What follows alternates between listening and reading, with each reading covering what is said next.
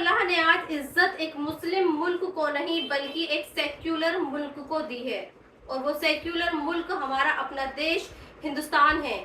आज आप ये जानेंगे कि पाकिस्तान की धुनाई और बेइज्जती सिर्फ क्रिकेट के मैदान में ही नहीं बल्कि आज उसका खुद का मुल्क उन्हें गालियां दे रहा है। और इसलिए आज मैं आपसे ये कह रही हूँ कि अल्लाह ने इज्जत एक मुस्लिम मुल्क को नहीं बल्कि हमारे सेक्युलर देश हिंदुस्तान को दी है। बहरहाल आज सबसे पहले बात सूर्य कुमार यादव की करते हैं। उसके बाद आप ये जानेंगे कि पाकिस्तानी टीम की हार के बाद सबसे ज्यादा चर्चा पाकिस्तान में किस चीज की हो रही है। आज आपको सूर्य कुमार यादव के मैच जीतने के बाद दिए बयान को बहुत ही गौर से सुनना चाहिए, और मैं तो ये भी कहूंगी कि आज सारी दुनिया को सूर्य कुमार यादव को सुनना चाहिए।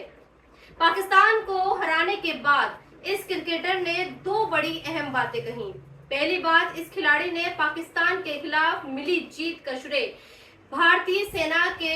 उन शूरवीरों को दिया जिन्होंने पहलगाम के हमले का पाकिस्तान से चुन चुन कर बदला लिया।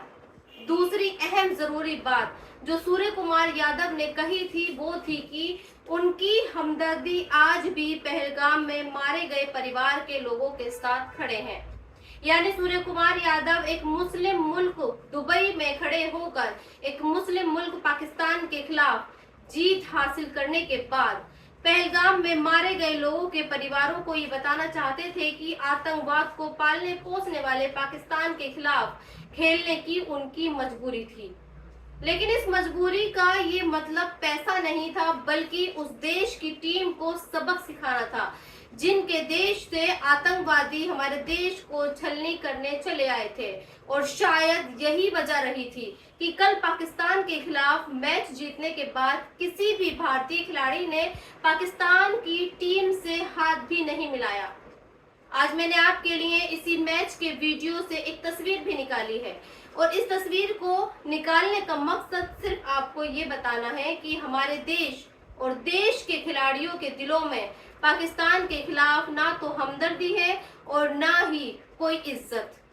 जब मैच जीतने के बाद सारे खिलाड़ी पाकिस्तान के क्रिकेटरों से बिना हाथ मिलाए चले गए, तब भारत के एक खिलाड़ी ने ड्रेसिंग रूम का दरवाजा बंद कर लिया ताकि मैदान पर खड़े खिलाड़ी इसे देख सकें और ये समझ सकें कि जब किसी देश में आतंकवाद पलता है और वो आतंकवाद दूसरों के देश में जाकर दहशत फैलाता है तो फिर उसका अंजाम क्या होता है। खैर, अब आपको मैं ये बताती हूँ कि पाकिस्तान की हार के बाद कल पाकिस्तान में क्या हुआ, पाकिस्तान की आवाम क्या कह रही थी और पाकिस्तान के टीवी स्टूडियो में बैठकर एंकर और एक्सपर्ट क्या कह रहे थे। सारे के सारे टीवी चैनल्स का बेशर्मों की तरह सिर्फ इस बात पर फोकस था कि भारतीय खिलाड़ियों ने मैच जीतने के बाद उनके खिलाड़ियों से शेक हैंड क्यों नहीं किया, और ये लोग इसे खेल भावना यानी स्पोर्ट्स स्पिरिट के खिलाफ बता रहे थे। लेकिन मुझे ताज्जुब है और मुझे अफसोस भी है क्योंकि इन बेशर्मों को बात दरअसल ये करनी चाहिए थी कि ये लोग बार बार बेइज्जत होने के लिए भारत के साथ मैच क्यों खेलते हैं,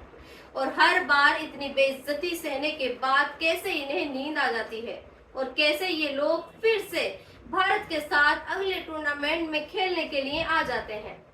इन्हें तो अपनी टीम और अपने क्रिकेटर बोर्ड के खिलाफ हंगर स्ट्राइक करनी चाहिए और ये मांग करनी चाहिए कि चाहे कुछ भी हो जाए हमारी टीम भारत के साथ नहीं खेलेगी, क्योंकि जब भी भारत के साथ खेलती है थोक में बेइज्जती मिलती है। और इस बार तो बीच मैदान में दुनिया के करोड़ों लोगों के सामने पाकिस्तान टीम पर आतंकवाद को फैलाने की भी लेबल लगा दिया है, और वो भी एक क्रिकेटर ने। है, इस पर मैं ज्यादा बात नहीं करती क्योंकि बतौर मुसलमान मेरा भी खून खोलता है और मुझे ऐसा लगता है कि सच्चे और नेक मुसलमानों को अल्लाह जिल्लत नहीं देता। लेकिन पाकिस्तान की टीम और उनके देश को बार बार अल्लाह जो जिल्लत दे रहा है वो हमें ये दिखाता है कि कहीं ना कहीं ये देश और इस देश के हुक्मरानों से अल्लाह खुश नहीं है। खैर, आज मैं आपको पाकिस्तान के 5 बड़े पत्रकारों की बात बताती हूँ जिसमें आरजू काजमी है और कमर चीमा, अहमद नूरानी और इनके अलावा कई बड़े यूट्यूबर्स और पत्रकार हैं जो अपनी टीम पर लानतें भेज रहे हैं और ये कह रहे हैं कि जब तक बॉर्डर की समस्याएं नहीं सुलझेंगी और तब तक पाकिस्तान को भारत के हाथों हार भी मिलती रहेगी और बेइज्जती भी बाजार के किसी प्रोडक्ट जिस पर बाय वन गेट वन का ऑफर होता है वैसे ही मिलती रहेगी। खैर, यहाँ मैं आपको एक और चीज बताना चाहती हूँ जो पाकिस्तान के कई बड़े पत्रकारों और क्रिकेटर्स ने की है, और वो ये है कि पाकिस्तान टीम और पाकिस्तान बोर्ड दोनों में सिफारिशी है।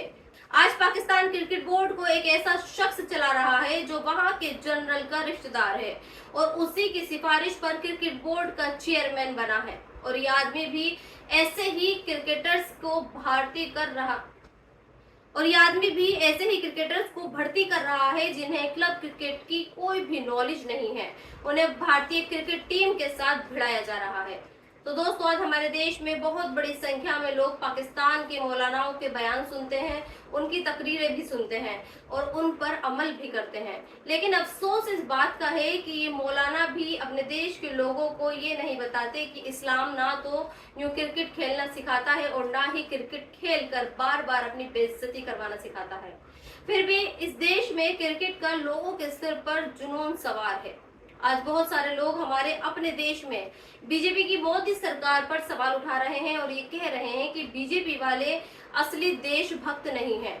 और अगर ये असली देशभक्त होते तो फिर हमारी टीम पाकिस्तान के साथ क्रिकेट कभी नहीं खेलती। लेकिन मुझे ऐसा लगता है कि पीएम मोदी ने सही किया है, और मोदी पहले बॉर्डर पर पाकिस्तान को पस्त किया और कल भारतीय टीम के जरिए क्रिकेट के मैदान पर भी पाकिस्तान को धूल चटवाई।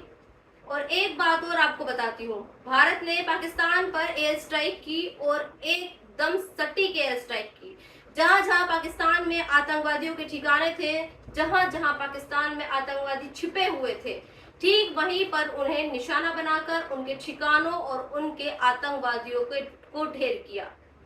इकोनॉमिक्स टाइम्स, इंडियन एक्सप्रेस और इंडिया टुडे जैसे बड़े न्यूज पोर्टल और अखबारों ने आधिकारिक तौर पर यह बताया है कि पहलगाम के बाद भारतीय सेना ने ऑपरेशन सिंदूर के दौरान पाकिस्तान में अलग अलग जगहों पर छिपे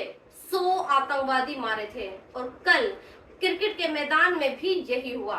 भारत ने पहले पाकिस्तान को महज 127 रनों पर रोक दिया और फिर 16वें ओवर में सिर्फ 3 विकेट गंवाकर जीत के लिए मिले 128 रनों के लक्ष्य को हासिल कर दिया।